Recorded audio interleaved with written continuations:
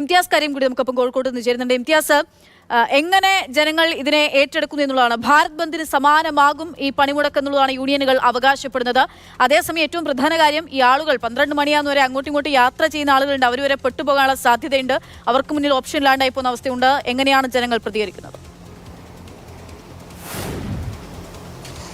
അക്ഷയ, തീർച്ചയായിട്ടും 1.5 മണിക്കൂർ കൂടെ കഴിഞ്ഞാൽ 12 മണിക്ക് ഈ ദേശീയ പണിമുടക്ക് ആരംഭിക്കും എന്നുള്ളതാണ് കാര്യം. ഞാനിപ്പോൾ നിൽക്കുന്നത് കോഴിക്കോട്ടെ പുതിയ ബസ് സ്റ്റാൻഡിലാണ്. പുതിയ ബസ് സ്റ്റാൻഡിൽ ഇപ്പോൾ തന്നെ ഒരു വിജനമായി നിൽക്കുന്ന കാഴ്ചയാണ് ഇപ്പോൾ കാണുന്നത്. അതല്ലെങ്കിൽ ഒരു പക്ഷേ നമ്മളിവിടെ പലപ്പോഴും രാത്രിയിലൊക്കെ വരുന്ന സമയത്ത് അവസാനത്തെ ഏതെങ്കിലും വണ്ടിക്കൊക്കെ കാത്തു നിൽക്കുന്നവരെയൊക്കെ ഇവിടെ കാണാറുണ്ട്. എന്നാൽ ആ രീതിയിലുള്ള കാഴ്ചകളൊന്നും ഇപ്പോൾ തന്നെ നമുക്ക് കാണുവാൻ കഴിയുന്നില്ല. നേരത്തെ ഈ CITU അടക്കമുള്ള നേതാക്കളോട് നമ്മൾ സംസാരിച്ചിരുന്നു. അപ്പോൾ പറഞ്ഞത് ഈ സ്വകാര്യ വാഹനങ്ങളൊക്കെ തടയുന്നൊരവസ്ഥയിലേക്ക് കാര്യങ്ങൾ പോകുമോ എന്ന് ചോദിച്ചപ്പോൾ പറഞ്ഞത് സ്വകാര്യ വാഹനങ്ങളുമായി പുറത്തിറക്കരുത് എന്ന അഭ്യർത്ഥന കൊടുത്തിട്ടുണ്ട് എന്നുള്ളതാണ്. അപ്പോൾ ഏതെങ്കിലും തരത്തിൽ സ്വകാര്യ വാഹനങ്ങൾ പുറത്തിറങ്ങിയാൽ തടയൽ ഉൾപ്പെടെ പ്രതീക്ഷിക്കണമെന്നാണ് അവർ പറയുന്ന ഒരു കാര്യം.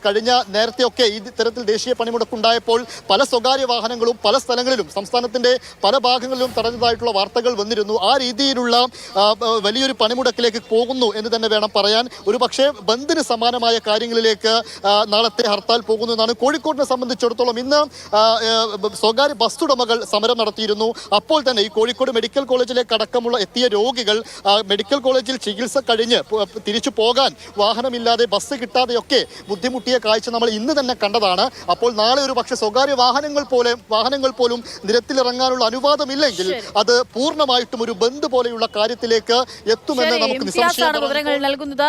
ഈ KSRTC ഡേസ് നോൺ പ്രഖ്യാപിച്ച് ഇനി സർവീസ് നടത്തിയാലും കോഴിക്കോട് പോലുള്ള ജില്ലകളിലൊക്കെ കൂടുതൽ സ്വകാര്യ ബസ്സുകളെയാണ് ആശ്രയിക്കുന്നത്. അപ്പോൾ സ്വാഭാവികമായിട്ടും ഇംതിയാസ് സൂചിപ്പിച്ച പോലെ തന്നെ വലിയ പ്രശ്നം, പ്രതിസന്ധി യാത്രയിൽ ഉൾപ്പെടെ ഉണ്ടാകും. ആശുപത്രിയിലേക്ക് എത്തുന്ന ആളുകൾ, അങ്ങനെ പലതരത്തിലുള്ള ആളുകൾ. എന്തായാലും 12 മണി മുതൽ ഈ അഖിലേന്ത്യാ പണിമുടക്ക് ആരംഭിക്കുകയാണ്. അത് എല്ലാ തരത്തിലും സ്വകാര്യ വാഹനങ്ങളിൽ ഉൾപ്പെടെ തടയുമെന്നുള്ള കാര്യമാണ് യൂണിയനുകൾ അറിയിക്കുന്നത്.